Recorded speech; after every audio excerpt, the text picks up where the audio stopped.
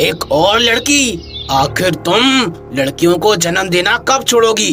पहले ही तुम मुझे एक लड़की दे चुकी हो और अब ये दूसरी भी आ गई। पर ये सब मेरे हाथ में तो नहीं है ना, मैं क्या कर सकती हूँ? मैं तुम्हारी इन लड़कियों को नहीं पाल सकता, समझी? मुझे लड़का ही चाहिए। मैंने तुम्हें कितनी बार कहा है, अगर ये सब तुम्हारे हाथ में नहीं है तो मेरे भी हाथ में नहीं है। मैं भी इन लड़कियों की जिम्मेदारी नहीं उठाऊंगा, मैं इन्हें पालूंगा ही नहीं। क्या? ये आप क्या कह रहे हैं? ये आपकी बेटियां हैं, आप इन्हें नहीं पालेंगी तो कौन पालेगा? नहीं, मैं इन लड़कियों को अपने घर में बर्दाश्त नहीं कर सकता। मैं इन दोनों को यहाँ से ले जाऊंगा और किसी ऐसी जगह छोड़कर आऊंगा जहाँ मेरा इनसे कोई भी ताल्लुक ना रह जाए। आप ऐसा नहीं कर सकते, ये आपकी बेटियां हैं, थोड़ी तो दया खाइए। बहुत सुन ली मैंने तुम्हारी। पिछली बार भी जब तुमने इस लड़की को जन्म दिया था मैंने कुछ नहीं कहा, मैं चुप रहा। परंतु एक और बेटी मैं बर्दाश्त नहीं कर सकता। इन दोनों को उठाकर मैं जंगल में फेंक कर आ जाऊंगा। क्या? ये आप क्या कह रहे हैं? हाँ, मैं जो भी कह रहा हूँ बिल्कुल ठीक कह रहा हूँ। अब से मेरे घर में सिर्फ मेरा ये बेटा रहेगा। इन बेटियों की जगह मेरे घर में नहीं है। मैं इन्हें जंगल में फेंकने जा रहा हूँ। रामकिशन एक अनपढ़ किसान था जिसे बेटियां बिल्कुल पसंद नहीं थी और वो उनकी जिम्मेदारी कभी नहीं उठाना चाहता था।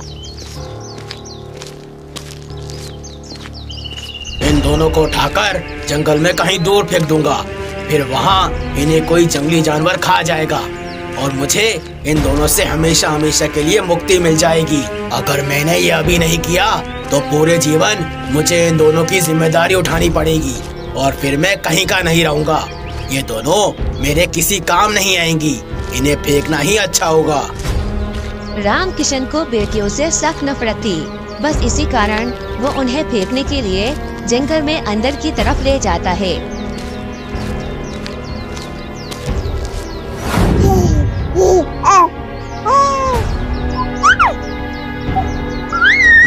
ये जगह ठीक है, इन दोनों को यहीं छोड़ देता हूँ।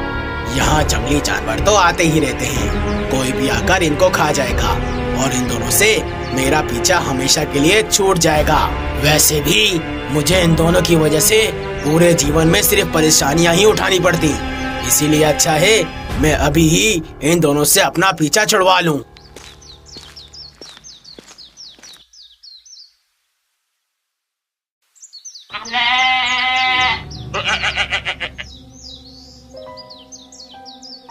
खा लो भेड़ों, ये सारा भोजन खा लो। मैं ये सारी हरी हरी घासें तुम सभी के लिए तोड़कर लाया हूँ। बद्री एक अच्छे दिल का व्यक्ति था जो काफी गरीब था, परंतु फिर भी वो अपने जीवन से मायूस नहीं था। उसे 2 समय का भोजन मिल जाता तो वो खुश हो जाता। हुड़ हुड़, खा लो, ये सारा भोजन तुम सबके लिए है। ये सारी घासें एकदम ताजी हैं।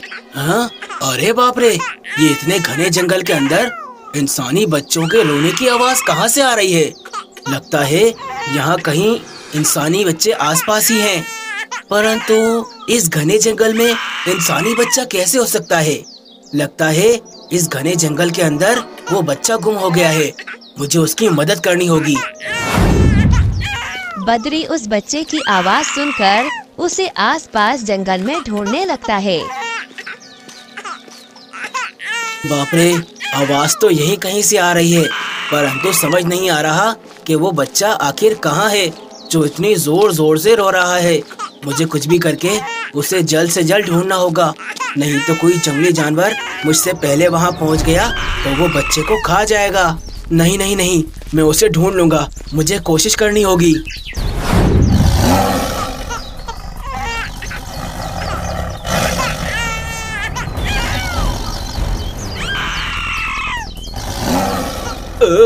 अरे बाप रे, ये तो एक खूंखार चीता है और इन दोनों बच्चों के सामने ये चीता कहाँ से आ गया?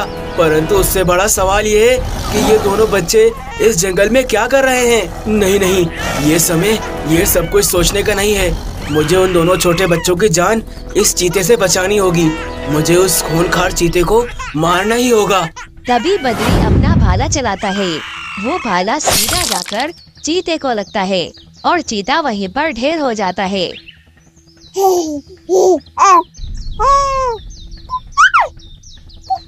ये दोनों तो छोटी बच्चियां हैं, परंतु आखिर ऐसा कौन कर सकता है जो अपनी ही बच्चियों को छोड़कर ऐसे जंगल में चला गया है। ये जरूर कोई दुष्ट व्यक्ति होगा जिसे इन बच्चियों को नहीं पालना होगा, तभी वो इन दोनों को ऐसे जंगल में छोड़कर चला गया। वो एक बहुत बुरा इंसान होगा। अब मैं क्या करूं? इन दोनों बच्चियों को अपने घर ले जाऊं, परंतु घर ले जाने से भी क्या होगा? मेरे घर तो 2 समय का भोजन भी नहीं होता। इन बच्चियों को आखिर में क्या खिलाऊंगा? परंतु मैं इन दोनों बच्चियों को ऐसे जंगल में भी तो नहीं छोड़ सकता। मुझे इनकी सुरक्षा के लिए कुछ न कुछ तो करना होगा। मैं इन दोनों को घर ही ले जाता हूँ, फिर देखता हूँ आगे क्या करना है। बद्री उन दोनों मासूम बच्चियों को उठाता है और वहाँ से चल देता है।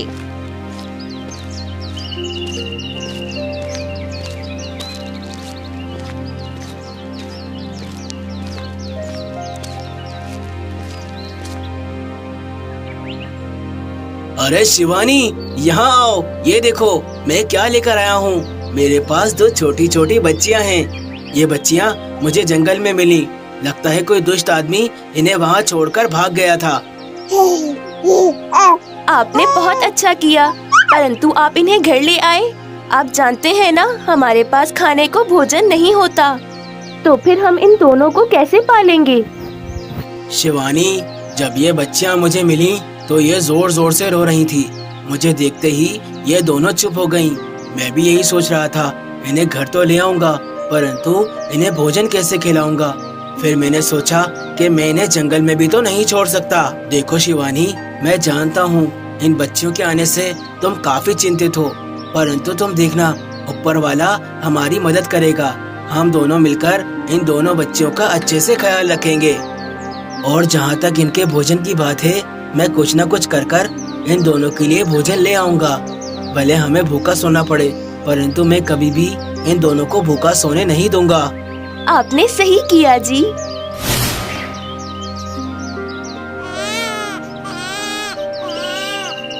बद्री, ये दोनों तो बहुत रो रही हैं। लगता है इन्हें भूख लगी है। अब हम क्या करेंगे? अच्छा, इन्हें भूख लगी है। तुम चिंता मत करो शिवानी, मैं अभी विशाल भाई के बाड़े पर जाता हूँ। उनसे थोड़ा बहुत दूध मांग के ले आऊंगा। कम से कम इनका अभी का गुजारा हो जाएगा। ठीक है, आप जल्दी जाइए। बद्री अभी जाने ही वाला था कि तभी वो देखता है उसके दरवाजे पर एक दूध देने वाली बकरी खड़ी है। ये बकरी यहाँ कहाँ से आई? ये मेरी बकरी तो नहीं है। लगता है ये बकरी जंगल से भागकर यहाँ पर आ गई है। हे ऊपर वाले, लगता है तूने मेरी सुन ली। अब इस बकरी का दूध निकालकर मैं अपनी बच्चियों को पिला सकता हूँ। उनकी भूख मिट जाएगी। बद्री बिल्कुल देरी नहीं करता और फौरन से उस बकरी का दूध निकाल लेता है। अब ये दूध मैं अपनी बच्चियों को पिला दूंगा तो वो एकदम शांत हो जाएंगी। उन्हें काफी समय तक फिर भूख नहीं लगेगी। बद्री और शिवानी मिलकर उन दोनों बच्चियों को वो दूध पिलाने लगते हैं। दूध पीते ही वो दोनों बच्चियाँ एकदम से शांत हो जाती हैं। देखा शिवानी, दूध पीकर इन दोनों का पेट भर गया, तो अब ये दोनों कैसे शांत हो गई हैं। हाँ, मुझे लगता है ऊपर वाला हमारी मदद कर रहा है। सही समय पर ये बकरी हमारे घर आ गई। तुमने सही कहा शिवानी। अब से ये दोनों बच्चियाँ हमारे साथ ही रहेंगी और हम दोनों मिलकर इन दोनों बच्चियों को पाल लेंगे। बद्री उन दोनों बच्चियों के साथ बहुत खुश था। अब वो रोजाना उस बकरी से दूध निकालकर उन दोनों बच्चियों को पिला दिया करता था। वो दोनों बच्चियां शांत रहती थीं। सुनिए जी, दाल के डब्बे में ये पैसे आपने रखे थे क्या? नहीं शिवानी, ये पैसे मैंने वहाँ नहीं रखे, परंतु ये इतने सारे पैसे हमारे घर में आए कहाँ से? हमारे पास तो कभी इतने सारे पैसे जमा हुए ही नहीं। मुझे तो कुछ समझ नहीं आ रहा। 2 दिन से घर का राशन भी खत्म नहीं हो रहा और अब ये पैसे कहाँ से आ गए? शिवानी, मुझे लगता है ऊपर वाला हमसे बहुत खुश है। इन 2 बच्चियों के कारण हमें बहुत धन लाभ हो रहा है और काफी दिनों से हमारे घर का राशन भी खत्म नहीं होता। हमें अब भोजन की कोई कमी नहीं रही। आपने ठीक कहा, इन दोनों बच्चियों के नसीब बहुत अच्छे हैं। पूरे 30 साल बीत चुके थे। रामकिशन भी अब बूढ़ा हो चुका था। माँ, पिताजी, आप दोनों निकल जाइए मेरे घर से। आप दोनों मेरे किसी काम के नहीं हैं। बस पूरा दिन मेरा काम खराब करते रहते हैं, पूरा दिन खांसते रहते हैं। आपकी वजह से मुझे भी बीमारी लग जाएगी। बेटा, ये क्या कह रहा है? हमने तुझे पूरे जीवन पाल पोस कर बड़ा किया और तू हमारे साथ ऐसा कर रहा है। मुझे पाला है तो कोई मुझ पर एहसान नहीं किया। तुम दोनों बस यहाँ बैठकर मुफ्त की रोटियाँ तोड़ते रहते हो। निकलो मेरे घर से। मैं अब तुम दोनों को अपने घर में और बर्दाश्त नहीं कर सकता। जहाँ भी जाना है जाओ, परंतु मेरे घर वापस लौटकर कभी नहीं आना। मैं जानता हूँ ये सब मेरे साथ क्यों हो रहा है। ये सब मेरी की हुई गलतियों का नतीजा है।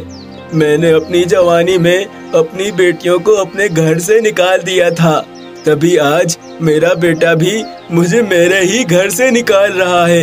ये सब कर्मा है। मुझे अब अपनी इस गलती की सजा भुगतनी ही होगी। रामकिशन के बेटे ने उसे उसके घर से ही निकाल दिया था, परंतु वहीं दूसरी तरफ बद्री अपनी दोनों बेटियों के साथ बहुत खुश था। अब वो दोनों बड़ी हो चुकी थीं। वो दोनों कोई मामूली लड़कियां नहीं थीं, वो दोनों जादुई बेटियां थीं। एक बेटी के कारण बद्री और उसकी पत्नी हमेशा जवान रहते थे और वहीं दूसरी बेटी के कारण उनके घर में हमेशा धन लाभ होता रहता था। बद्री के अच्छे कर्मों के कारण वो आज अपने परिवार के साथ बहुत खुश था और वहीं रामकिशन गांव की गलियों में खुआर हो रहा था। प्यारे दर्शकों, अगर आपको जादुई बेटियों की ये कहानी पसंद आई तो इस कहानी को लाइक कीजिए और हमारे चैनल को सब्सक्राइब कीजिए। अरे रामू, कहाँ मर गया था? क्या तुझे पता नहीं है घर में कितना काम पड़ा हुआ है? ये सब काम क्या तेरा चाचा करेगा? नहीं सेठ जी, ये काम मेरा चाचा क्यों करेगा? ये सारे काम तो मैं ही करूँगा। आप मेरे सेठ हैं, मैं आपका नौकर। ये सब काम तो मुझे ही करने होंगे। सही कहा तूने। घर में बहुत सारे काम पड़े हुए हैं। पहले वो सारी चावल की बोरियां उठाकर गोदाम में रखनी है और उसके बाद मेरे सारे जानवरों को तुझे खाना भी खिलाना है। जी सेठ जी, आप चिंता मत कीजिए। आपका सारा काम यूं मिनटों में हो जाएगा। देखना मैं सारा काम कैसे कर देता हूँ। हाँ, मैं जानता हूँ। चल अब जा, ज्यादा खड़े होकर बातें नहीं बना, काम करना शुरू कर।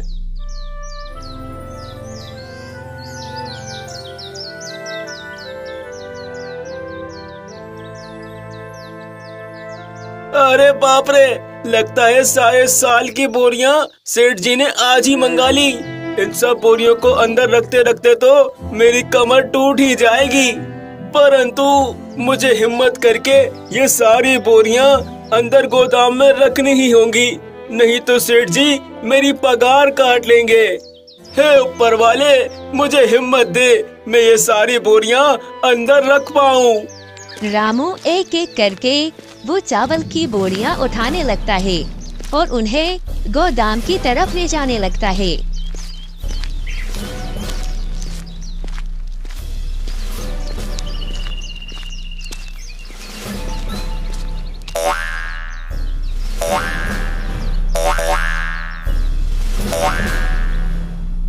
देखते ही देखते सारी बोरियां गोदाम में पहुंच जाती हैं।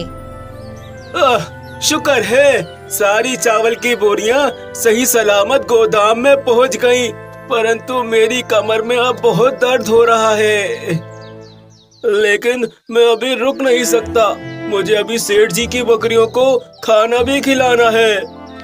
रामू एक ईमानदार व्यक्ति था, बस वो थोड़ा गरीब था, इसी कारण वो सेठ के घर काम करता था।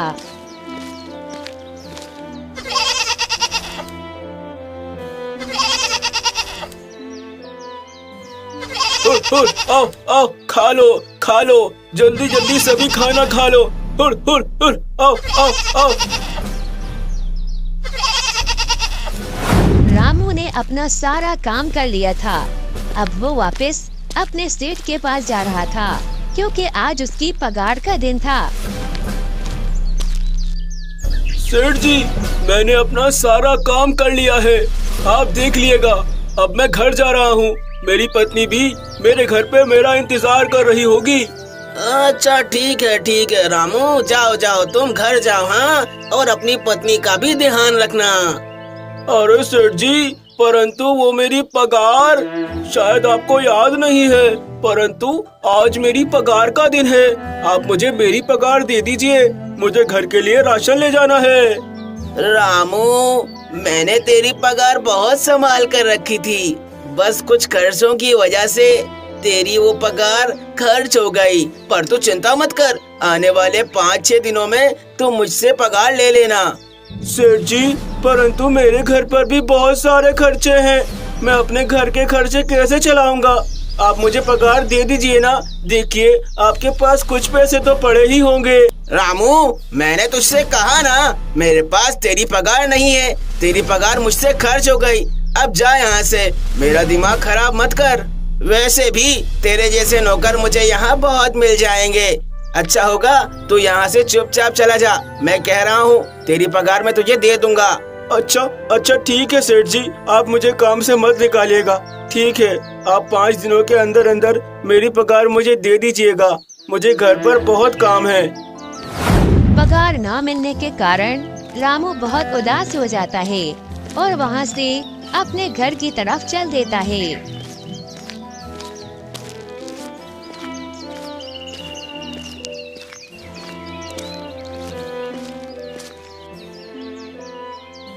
आ गए आप? क्या आपके सेठ जी ने आपको पगार दी है?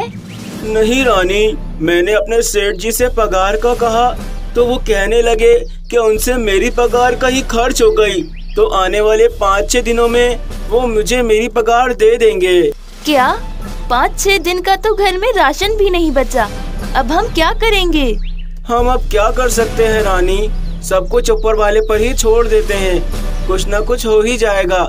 सेठ जी ने तो मुझे पगार देने से मना ही कर दिया है, वो 5-6 दिन बाद ही मेरी पगार मुझे देंगे। ठीक है जी, कोई बात नहीं, आइए मैं आपके लिए खाना लगा देती हूँ।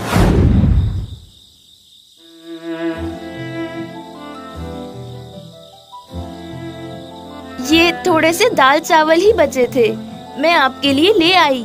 हाय रे, अब तो घर में सारा राशन भी खत्म हो चुका है, ना जाने अब क्या होगा। है ऊपर वाले, अब तू ही मेरी मदद कर। आप चिंता मत कीजिए, सब ठीक हो जाएगा। अगर मेरे सेठ जी हर महीना मुझे सही समय पर पगार दे दें तो मेरे घर के हालात भी ठीक हो जाएं। परंतु यहाँ तो नौबत ये आ गई है कि घर में खाने को भी नहीं है। पूरे 5 दिन बीत चुके थे। रामू अभी भी उदास था और वो उदास दिल से अपने सेठ के पास नौकरी के लिए जा रहा था। आज 5वां दिन है। सेठ जी ने मुझसे वादा किया था कि 5 दिन के अंदर अंदर मुझे मेरी पगार दे देंगे। मैंने ये 5 दिन तो कुछ न कुछ करके गुजार लिए, परंतु अब आगे मेरा गुजारा होना मुश्किल है। आज बस सेठ जी मुझे मेरी पगार दे दें तो सब कुछ एकदम ठीक हो जाएगा, फिर मुझे कोई भी चिंता नहीं रहेगी। रामू सेठ के घर आता है और मेहनत से अपना काम करने लगता है। सेठ जी, आज 5वां दिन है। आपने मुझसे कहा था कि आज के दिन आप मुझे मेरी पगार दे देंगे। लाइए, मुझे मेरी पगार दीजिए। अरे रामू, जरा सब्र कर, एक छोटी सी दिक्कत है। वो परसों तेरी भाभी है ना, वो सीढ़ियों से गिर गई तो उसकी टांग पर गहरी चोट लग गई। उसमें तेरी पगार के सारे पैसे दोबारा से खर्च हो गए, तो मैं इस बार भी 5-6 दिन बाद तेरी पगार दे पाऊंगा। अभी तो मेरे पास सारे के सारे पैसे ही खत्म हो गए हैं। पर सेठ जी, आपने मुझसे वादा किया था कि आप मुझे 5 दिन के अंदर अंदर पगार दे दोगे, मुझे भी बहुत जरूरत है। अरे रामू, तू समझ, तेरी भाभी को अस्पताल भी तो ले जाना था, वहाँ इतने पैसे लग गए कि मैं तेरी पगार जुटा ही नहीं पाया। वो सारे पैसे वहीं खर्च हो गए, तो अब मैं क्या कर सकता हूँ। सेठ जी, बुरा मत मानिएगा, मैं आपका सारा काम इतनी मेहनत से करता हूँ, सही समय पर आपके पास आ जाता हूँ, परंतु आप फिर भी मुझे मेरी पगार सही समय पर कभी नहीं देते हैं। देख रामू, मैं तुझे कब से प्यार से समझा रहा हूँ, परंतु तुझे मेरी बात समझ नहीं आ रही लगता है। मेरे पास नौकरों की कोई कमी नहीं है। मैं चाहूँ ना तेरे जैसे 1000 नौकर लाकर खड़े कर सकता हूँ। मैंने तुझे साफ साफ बता दिया है, मेरे पास अभी तेरी पगार के लिए पैसे नहीं है। 5-6 दिन बाद आना, मैं तुझे तेरी सारी पगार दे दूंगा। ठीक है सेठ जी, जैसी आपकी इच्छा, बस मुझे मेरी पगार दे दीजिएगा। रामू बहुत उदास होकर वहाँ से चला जाता है। उसके समझ नहीं आ रहा था कि अब वो क्या करे। हे ऊपर वाले, अब मैं क्या करूं? घर भी जा नहीं सकता, घर में जरा सा भी भोजन नहीं बचा है। मेरी पत्नी मेरा इंतजार कर रही होगी, वो सोचती होगी मैं राशन लेकर घर पर आ रहा हूँ, परंतु घर पे तो पकाने के लिए कुछ भी नहीं है। अब तू ही मेरी मदद कर। तभी रामू को एक मुर्गी नजर आती है। अरे वाह, इस मुर्गी को पकड़कर ले जाता हूँ। इसे बनाकर आज रात के भोजन का इंतजाम हो जाएगा। यही सोचकर रामू उस मुर्गी के पीछे भागने लगता है। मुर्गी भी रामू को देखकर उससे दूर भागने लगती है। तभी भागते भागते रामू का पैर फिसल जाता है और वो लुढ़कते लुढ़कते एक बड़े से गड्ढे में गिर जाता है। बचाओ! रामू के उस गड्ढे में गिरते ही वो गड्ढा बंद हो जाता है। तभी रामू देखता है कि उसके सामने हर तरफ खजाना ही खजाना है। अरे बाप रे, ये मैं कहाँ आकर गिर गया? यहाँ तो हर तरफ खजाना ही खजाना है। लगता है मैं किसी शाही जगह आ गया हूँ। तुम गलत हो मनुष्य, तुम एक बहुत ही नायाब आदमी हो, तभी तुम्हें इस गुफा का द्वार सबसे पहले दिखा है और अब से इस गुफा का सारा खजाना तुम्हारा हुआ। मैं बरसों से इस गुफा के अंदर ही फंसा हुआ हूँ। मुझे आदेश था जो भी व्यक्ति सबसे पहले इस गड्ढे में गिरे, ये सारा का सारा खजाना मैं उसे सौंप दूं। क्या? एक बोलने वाला पत्थर? हाय रे, आज ये सब क्या हो रहा है? मुझे तो कुछ समझ ही नहीं आ रहा। मनुष्य, तुम्हारे सामने जो ये कागज पड़ा है, ये इस गुफा का द्वार है। इसके जरिए तुम इस गुफा में आ जा सकते हो। तुम चाहो तो ये सारा खजाना इस द्वार के जरिए अपने साथ ले जा सकते हो। अब से ये सारा खजाना तुम्हारा हुआ। क्या? ये सारा का सारा खजाना अब से मेरा हुआ? परंतु मैं इस कागज के जरिए अपने घर तक कैसे पहुंचूंगा? तुम ये कैसी बातें कर रहे हो? अरे, तुम्हें जितना भी खजाना लेना है उसे उठाकर इस कागज पर कूद जाओ। ये एक विशेष द्वार है, ये तुम्हें तुम्हारे घर तक और तुम्हारे घर से तुम्हें इस गुफा तक पहुंचा सकता है। अरे वाह, क्या मैं सपना देख रहा हूँ या ये सब कुछ मेरे साथ सच में हो रहा है? तुम्हारा बहुत धन्यवाद बोलने वाले पत्थर। मुझे इन पैसों की बहुत जरूरत थी। मैं थोड़ा सा खजाना ले जा रहा हूँ। रामू खजाना लेकर उस कागज पर कूदता है तो वो अपने घर में पहुंच जाता है। डरो मत रानी, मैं ही हूँ तुम्हारा पति। बस आज मैं थोड़े अलग रास्ते से घर आया हूँ और ये देखो मुझे क्या मिला, इतना सारा खजाना।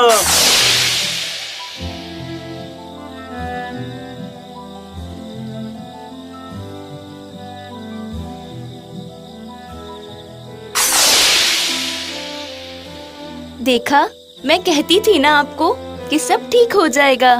हाँ रानी, तुम ठीक कह रही थी। आज सब कुछ ठीक हो गया।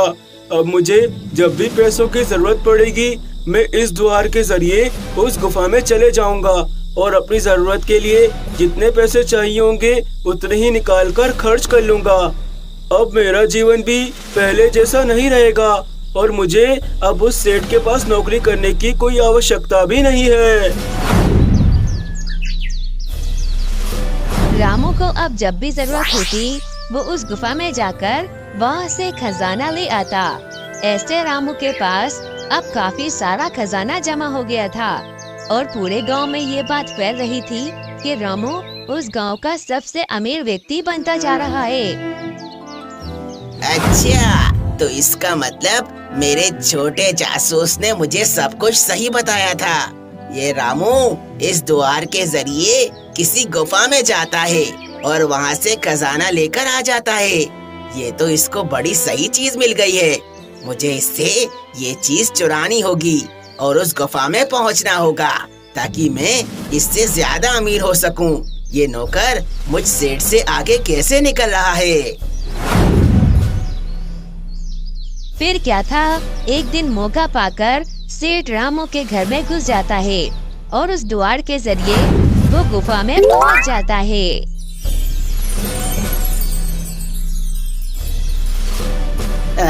अरे वाह, इतना सारा खजाना! ये सारा खजाना अब से मेरा हुआ। मैं उस रामू को दिखा दूंगा कि मैं उसका सेठ हूँ और वो मेरा नौकर। रानी, मुझे लगता है हमने अपनी जरूरत से ज्यादा सोना उस गुफा से निकाल लिया है। अब अगर और सोना निकाला तो ये अच्छा नहीं होगा। ऐसे हमारी पैसों की लालच बढ़ जाएगी। इसीलिए मैं चाहता हूँ कि मैं ये द्वार हमेशा हमेशा के लिए बंद कर दूँ। आप ठीक कह रहे हैं जी। तो फिर ठीक है रानी, मैं इस कागज को जला देता हूँ ताकि कोई भी बुरा व्यक्ति इस गुफा में पहुँच ना पाए और ये द्वार हमेशा हमेशा के लिए बंद हो जाए। रामू उस कागज को जला देता है जो उस गुफा का द्वार था। बस इसी वजह से वो सेठ उस गुफा में ही फंस जाता है क्योंकि उस गुफा का द्वार अब बंद हो चुका था। ये क्या हुआ? ये गुफा का द्वार अचानक से बंद कैसे हो गया? मैं अब इस गुफा से बाहर कैसे निकलूंगा? ये सारा खजाना लेकर मुझे बाहर जाना है। अब तुम इस गुफा से बाहर कभी नहीं निकल सकोगे क्योंकि इस गुफा का एक ही द्वार था जो रामू के पास था। उसने उस गुफा के द्वार को बंद कर दिया है और तुम अब इस गुफा में हमेशा हमेशा के लिए फंस गए हो। अब इस खजाने के साथ बैठकर अय्याशी करो। नहीं, ऐसा नहीं हो सकता। मुझे मेरे घर जाना है। मेरी पत्नी, मेरे बच्चे मेरा इंतजार कर रहे हैं। मुझे ये खजाना नहीं चाहिए, तुम अपने पास रख लो। बस मुझे इस गुफा से निकाल दो। मुझे मेरे घर जाना है, मुझे छोड़ दो। ऐसे वो लालची और कंजूस सेठ अपने खजाने के साथ उस गुफा में हमेशा हमेशा के लिए